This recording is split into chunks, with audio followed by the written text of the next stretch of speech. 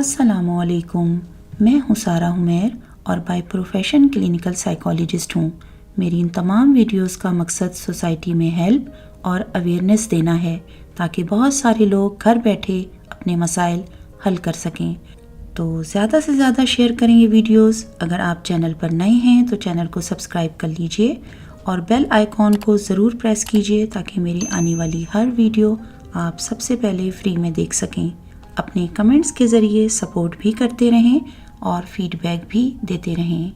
آج جس ٹاپک پر میں آپ سے بات کر رہی ہوں اس کا تعلق نئی ماں بننے والی عورتوں سے ہے۔ کئی دفعہ ایسا ہوتا ہے کہ جو عورتیں ماں بنتی ہیں تو کچھ ایسی تبدیلیاں آتی ہیں، ہارمونل چینجز ایسے ہوتے ہیں جس کی وجہ سے ان کے اندر مزاج میں، ان کے ذہن میں، سوچ میں بہت ساری ایسی تبدیلیاں آ جاتی ہیں جو کہ گھر میں ایک خاص طرح کی پریشانی کا باعث بن رہی ہوتی ہیں۔ اور کئی دفعہ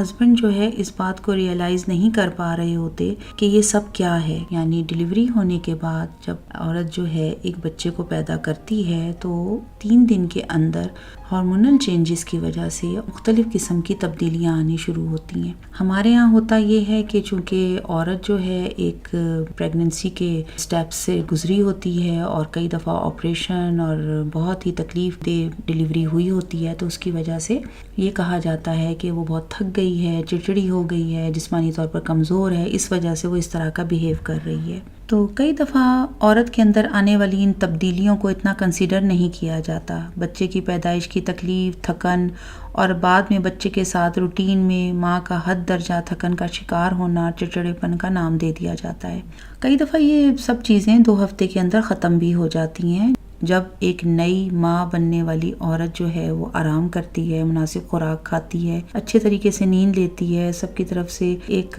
خاص قسم کی کوآپریشن اور ایک سپورٹ مل رہی ہوتی ہے، تو یہ سب سمٹمز، یہ علامات جو ہیں وہ 2 سے 3 ہفتے میں ختم ہو جاتی ہیں۔ لیکن کبھی کبھی یہ علامات 2 ہفتے سے زیادہ جو ہے وہ اسٹے کرنے لگ جاتی ہیں اور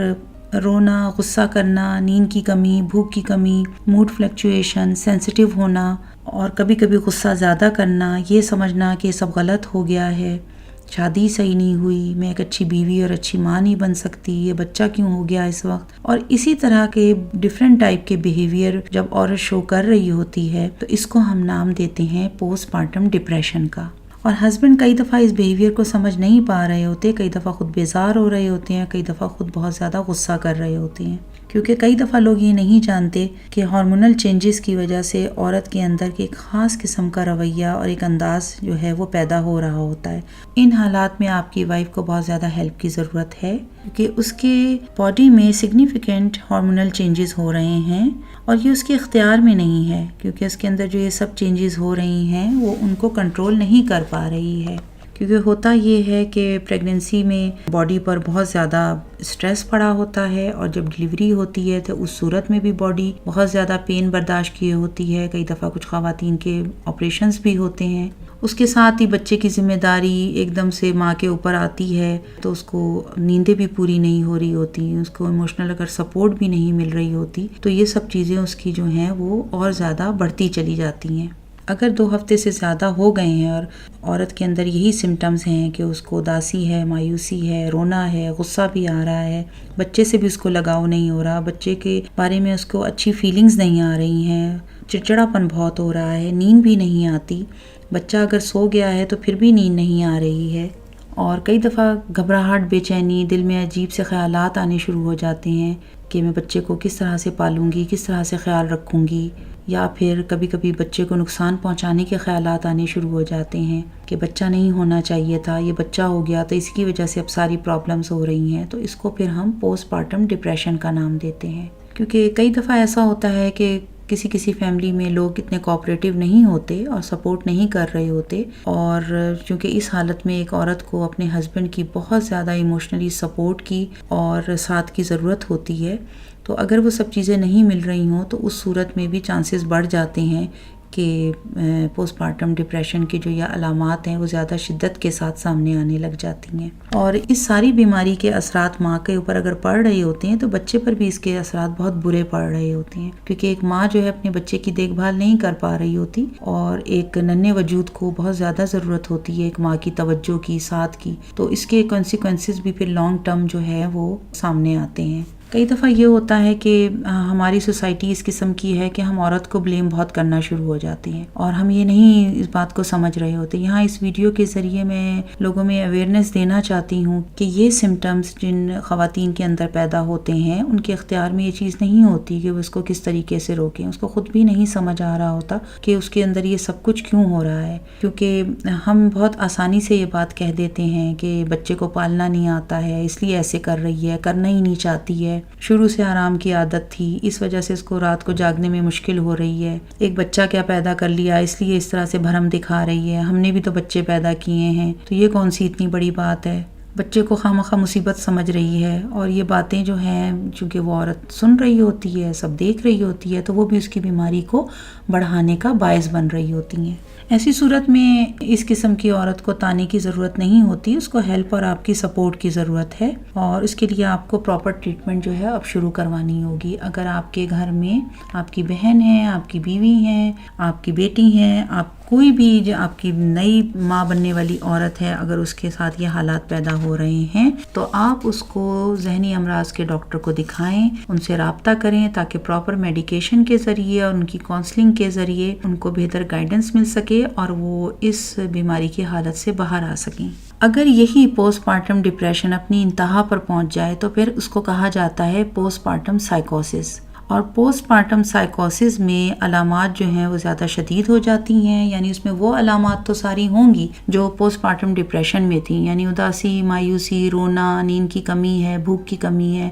چڑچڑاپن بہت ہے، لیکن اس کے ساتھ ہی ہیلوسینیشنز بھی سٹارٹ ہو جاتے ہیں۔ ہیلوسینیشنز اس طرح سے ہوتے ہیں کہ کانوں میں مختلف طرح کی آوازیں آنا شروع ہو جاتی ہیں، جیسے کوئی آوازیں ایسی آ رہی ہیں جس میں کہا جا رہا ہے کہ یہ بچہ تمہارا نہیں ہے تو یہ بچہ جو ہے اس کو تم مار دو، تم اپنے آپ کو مار لو، یا تم گھر سے نکل جاؤ، یہ گھر ہی تمہارا نہیں ہے، یہاں سے دور ہو جاؤ، کیونکہ یہ سب چیزیں جو تمہارے اوپر آ کے پڑ گئی ہیں ان کو تم پورا نہیں کر سکتی ہو۔ اور اسی طریقے سے کچھ ڈیلوژنز بھی آنے لگ جاتے ہیں، یعنی کچھ اس قسم کے خیالات جس میں عورت کو یہ لگنا شروع ہو جاتا ہے کہ یہ بچہ تو اس کا بچہ ہے ہی نہیں، اسی لیے اس کو اس بچے سے کوئی دلچسپی ہی پیدا نہیں ہو رہی، کیونکہ اس کا بچہ جو پیدا ہوا تھا وہ مرا ہوا پیدا ہوا تھا، یا پھر اگر اس کا بچہ جو پیدا ہوا تھا وہ کسی اور کو دے دیا گیا اور یہ کسی اور کا بچہ ہے جو اس کو دے دیا گیا ہے۔ اور کئی دفعہ کچھ خواتین کو اس طرح کے بھی خیالات آنے شروع ہو جاتے ہیں کہ اصل میں یہ بچہ نہیں ہے، یہ انسان نہیں ہے، یہ تو کوئی گڈا یا گڑیا ہے اور اس کو مجھے اٹھا کر کہیں پھینک دینا چاہیے۔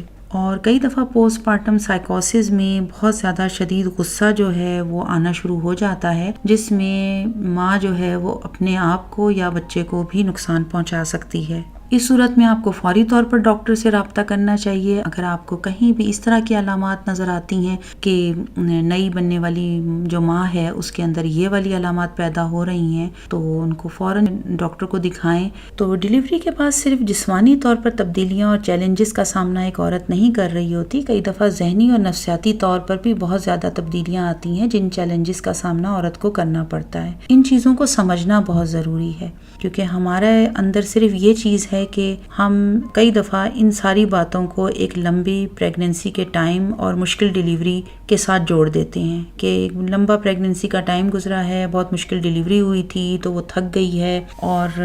بس آرام کرے گی تو ٹھیک ہو جائے گی۔ لیکن جیسے میں نے آپ کو بتایا کہ شروع میں 2 ویکس میں یہ علامات ختم بھی ہو جاتی ہیں، وہ بیبی بلوز کی ہی ہوتی ہیں، لیکن اگر وہ اس سے زیادہ انکریز کر رہی ہوں تو پھر وہ پوسٹ پارٹم ڈپریشن میں ہوتی ہیں، اور اس سے بھی زیادہ جب اپنی انتہا پر چلی جائیں تو وہ پوسٹ پارٹم سائیکوسس کہلاتی ہیں۔ اور آپ کو اس چیز کو نوٹس کرنا ہے، اگر ایسا ہو رہا ہو تو آپ کو فوری طور پر اپنی وائف کو یا گھر میں جو بھی یہ لیڈی ہیں ان کو ڈاکٹر کو دکھانا چاہیے۔ ساری بات یہ ہے کہ ہمارے معاشرے کے اندر ابھی تک ذہنی امراض کو دوسرے جسمانی امراض کی طرح قبول نہیں کیا گیا ہے۔ اتنے ترقی یافتہ ہونے کے باوجود ہم ابھی تک اگر اس طرح کی کسی قسم کی کیفیت ہم دیکھتے ہیں، سنتے ہیں، تو ہم اس کو بھوت پریت سے اٹیچ کر دیتے ہیں، ہم کوئی روحوں اور بدروحوں کا اس کے ساتھ جوڑ دیتے ہیں، یا پھر ہم جادو ٹونے کا نام دے دیتے ہیں، اور علاج کے نام پر ہم مزاروں، پیروں، فقیروں کے پاس جانا شروع ہو جاتے ہیں۔ ہمیں اس جہالت کے اندھیرے سے نکلنا ہے،